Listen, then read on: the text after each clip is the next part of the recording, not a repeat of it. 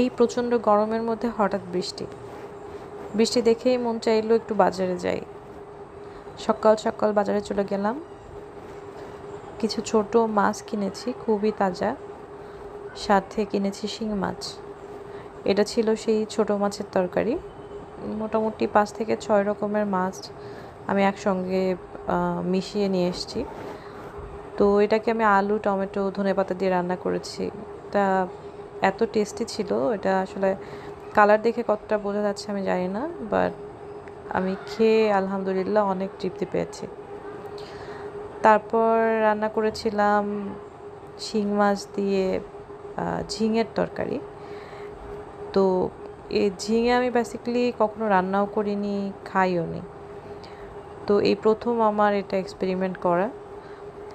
আর রান্নাটা লাইক এত ফ্যান্টাস্টিক ছিল, মানে আমি কল্পনাও করিনি যে এটা থেকে এত জোস একটা আউটকাম আসতে পারে। তো আই উড সাজেস্ট যে আপনারা এটা ট্রাই করে দেখতে পারেন, হোপফুলি ভালো লাগবে।